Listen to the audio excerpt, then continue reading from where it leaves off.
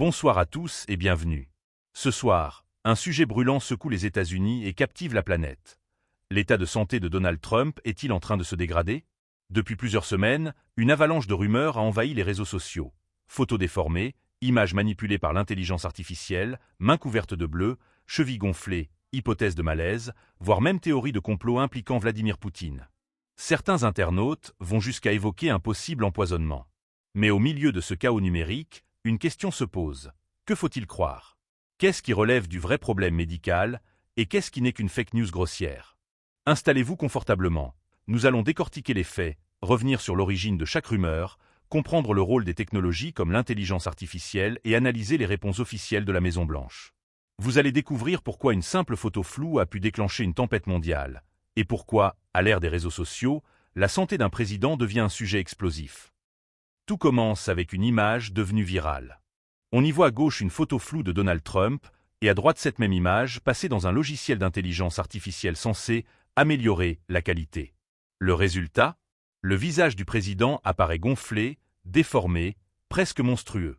Rapidement, cette photo circule comme une preuve que Trump souffrirait d'un grave problème de santé. Mais il faut comprendre ce qui se cache derrière ce type de manipulation. Le procédé, appelé upscaling, augmente artificiellement la résolution d'une photo en recréant les détails manquants. Sauf que ces détails n'existent pas dans l'image d'origine, l'IA les invente. Résultat, le visage peut être totalement transformé. Des chercheurs ont déjà alerté sur ce phénomène. On se souvient d'un cas célèbre en 2020. Une photo pixelisée de Barack Obama avait été améliorée par un logiciel, mais le résultat montrait un homme blanc. Un exemple flagrant de biais algorithmique qui prouve que l'IA peut totalement déformer la réalité. L'image monstrueuse de Trump n'est donc pas la preuve d'une maladie, mais bien une illusion générée par un outil informatique. Quelques jours plus tard, une nouvelle image alimente les soupçons. Lors d'une rencontre officielle avec le président sud-coréen, Donald Trump apparaît avec la main droite marquée d'une ecchymose violacée très visible. 2 jours plus tôt, sa main semblait recouverte d'un maquillage grossier, comme si l'on avait voulu dissimuler ses marques. Immédiatement, les réseaux sociaux s'enflamment. Certains affirment qu'il aurait subi un malaise, d'autres évoquent des traitements médicaux secrets, et les plus complotistes vont jusqu'à prétendre qu'il aurait été empoisonné par Vladimir Poutine lors d'une rencontre récente. La Maison-Blanche, cependant, a rapidement réagi. Selon son médecin personnel, ces marques sont simplement dues à des poignées de main trop fermes et répétées, combinées à la prise quotidienne d'aspirine. L'aspirine fluidifie le sang et favorise l'apparition d'hématomes. Autrement dit, rien de grave, rien d'inhabituel pour un homme de 79 ans exposé en permanence à des centaines de poignées de main chaque semaine. Mais évidemment, ce genre d'explication officielle ne suffit pas à calmer la machine à rumeurs. Autre détail scruté par les internautes, les chevilles du président paraissaient gonflées. Plusieurs clichés pris à la Maison-Blanche montrent effectivement un léger édème. Là encore, les spéculations sont parties dans toutes les directions. Crise cardiaque imminente, circulation sanguine défaillante ou même maladie cachée. Pour répondre, la Maison-Blanche a publié une lettre officielle datée du 17 juillet 2025. Le docteur Sean Barbabella, médecin de Donald Trump, y explique que le président souffre d'une insuffisance veineuse chronique. Une affection bénigne, très fréquente chez les personnes âgées, et qui se traduit par un retour veineux difficile dans les jambes, causant un léger gonflement. Mais le médecin insiste, aucun signe de thrombose, aucune pathologie artérielle, aucun problème cardiaque. Trump a passé des analyses sanguines complètes, une échographie cardiaque, et tous les résultats étaient normaux. La conclusion du médecin est sans appel. Le président est en excellente santé. Malgré ces explications officielles, les rumeurs continuent de se propager. Pourquoi?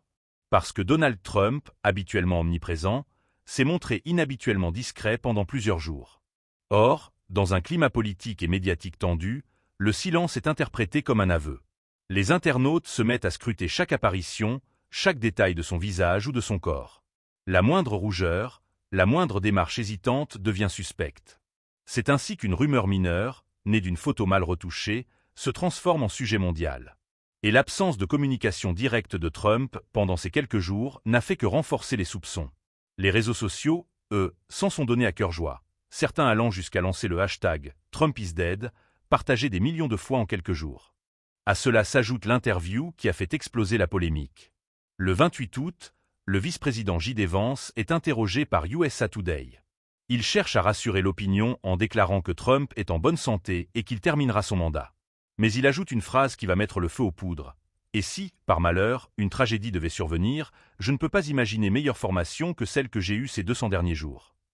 Sortie de son contexte, cette phrase est interprétée comme une préparation à prendre la relève.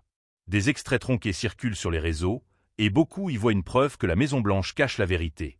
Rapidement, l'idée que Trump serait gravement malade, voire déjà mort, se répand. Pourtant, replacée dans son contexte, la déclaration de J.D. Vance signifiait simplement qu'en tant que vice-président, il doit toujours être prêt à assumer ses responsabilités. Rien de plus, rien de moins. Face à l'explosion des rumeurs, Donald Trump finit par réagir personnellement. Sur son réseau social Truth, il publie un message clair. « Je ne me suis jamais senti aussi bien de toute ma vie ». Un texte bref, mais percutant, qui vise à couper court aux spéculations. Quelques heures plus tard, il est photographié lors d'une partie de golf en Floride, souriant et détendu, comme pour montrer au monde qu'il reste actif et maître de son destin. À 79 ans, il sait que l'image publique est aussi importante que les examens médicaux. Pour lui, il s'agit de prouver qu'il n'a rien perdu de son énergie. Mais il faut bien comprendre que dans le climat actuel, chaque mot, chaque image est analysée et parfois détournée. Lorsqu'un président aussi controversé que Trump dit « je vais bien », certains y voient un signe de transparence, d'autres y lisent au contraire une tentative désespérée de masquer la vérité. Ce double discours reflète parfaitement la fracture de l'opinion publique américaine. Pour ses partisans, Trump reste l'homme fort, celui qui défie ses ennemis et incarne la résistance face au système. Pour ses adversaires, chaque ecchymose devient la preuve qu'il n'est plus apte à gouverner.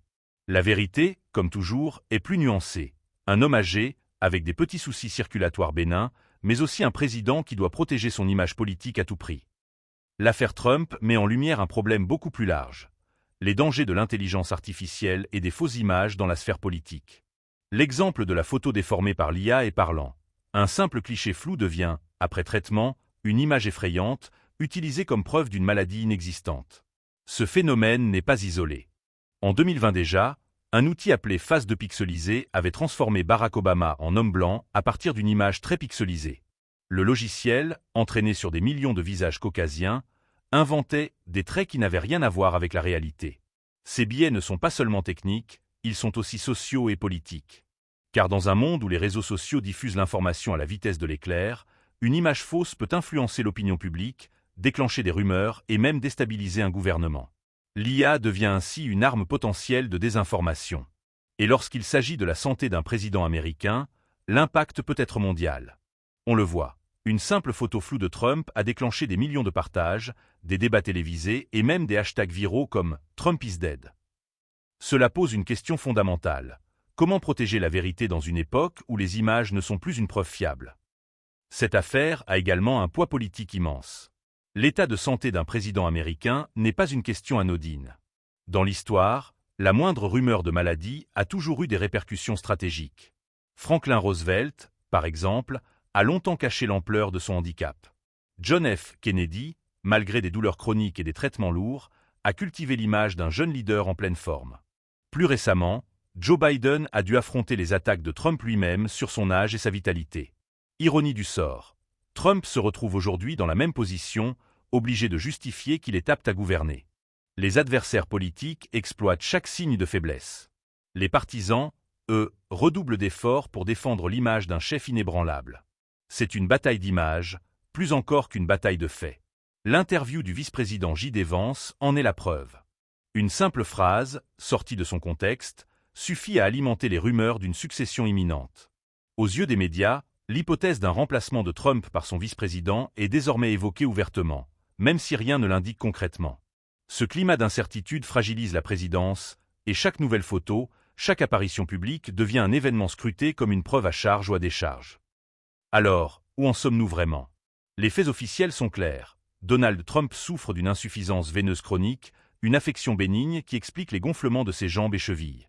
Ces hématomes aux mains s'expliquent par des poignées de main trop fermes et par l'usage d'aspirine. Tous ces examens médicaux, y compris un échocardiogramme, se sont révélés normaux. Son médecin conclut qu'il reste en excellente santé. Le reste, ce sont des rumeurs amplifiées par des images manipulées et des interprétations biaisées.